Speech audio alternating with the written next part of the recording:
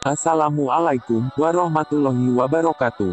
Alhamdulillah atas izin Allah Subhanahu wa Ta'ala, pada kesempatan ini, saya akan mengisahkan awal muasal makam Prabu Boros Ngora, atau sering dikenal dengan Mbah Panjalu, ramai diziarahi oleh masyarakat Indonesia, khususnya Jawa Barat.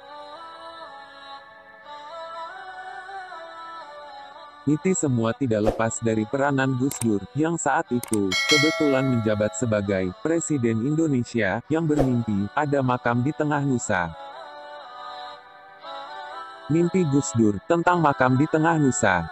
Banyak makam orang-orang terpilih, yang kurang dikenal, atau bahkan tidak diketahui keberadaannya, sehingga tidak ada yang memelihara, atau menziarahinya. Gus Dur boleh dikata seorang pemburu, dan penemu makam-makam orang suci penyebar Islam, yang diabaikan masyarakat sekitar, sehingga pada akhirnya, diziarahi banyak orang.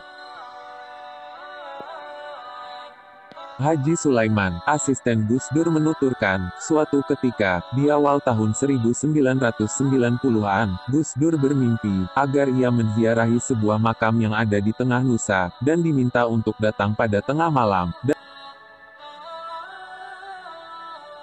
dan selanjutnya membaca istighfar sebanyak 1000 kali. Tentu saja, teka-teki makam di tengah Nusa ini, membikin penasaran, di mana letaknya, dan makam siapa gerangan di dalamnya.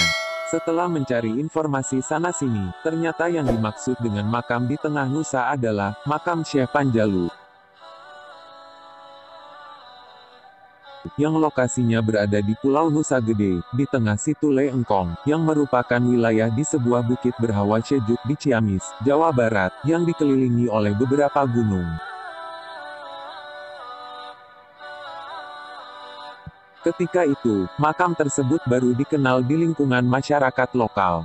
Karena suatu hal, Gus Dur belum bisa langsung berziarah ke sana, maka Haji Sulaiman diperintahkan untuk berziarah dahulu, sesuai dengan apa yang dimimpikan. Waktu itu di sana masih sepi sekali, apalagi tengah malam, banyak sekali kelelawarnya. Juru kuncinya saja tidak berani, tuturnya. Tapi karena perintahnya seperti itu, ia memberanikan diri, pergi di tengah malam buta, padahal juru kuncinya saja tidak berani masuk ke tengah pulau, yang luasnya 16 hektar, dan dipenuhi pepohonan besar, dan ribuan kelelawar. Zikir pun dibacakannya di tengah malam, di tengah suasana dingin menusuk tulang, dan ribuan kelelawar yang tak henti-hentinya berkelebat di atas kepalanya. Rasa takut dan khawatir terus membayanginya sampai doa terakhir dibacakan. Setelah selesai, saya langsung saja pergi dengan perasaan merinding, katanya menggambarkan ketakutan yang dialaminya.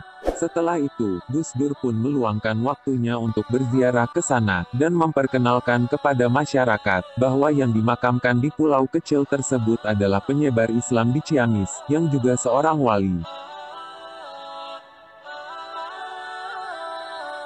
Pelan-pelan, makam tersebut semakin ramai dikunjungi oleh masyarakat dari berbagai daerah, termasuk rombongan Tur Wali Songo sampai saat ini.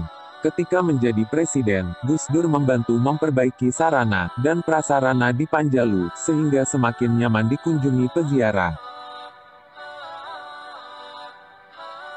Ia membangun pasar tradisional Panjalu, membangun dermaga dari Panjalu menuju Pulau Nusa Gede, dan merenovasi makam Syekh Panjalu.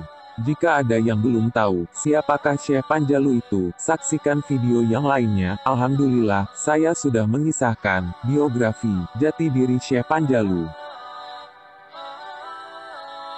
Dan jika ingin berziarah, lokasinya mudah dicapai, baik dari Cirebon, melalui Kuningan, maupun dari Bandung, melalui Malangbong Garut. Lokasi makam jika dari kota Ciamis, yang menjadi ibu kota kabupaten, jaraknya hanya sekitar 15 km. Mudah-mudahan, dengan informasi ini, kita semua menjadi semakin mencintai para wali Allah Subhanahu wa Ta'ala, baik yang ada di luar negeri maupun yang berada di dalam negeri. Wassalamualaikum warahmatullahi wabarakatuh.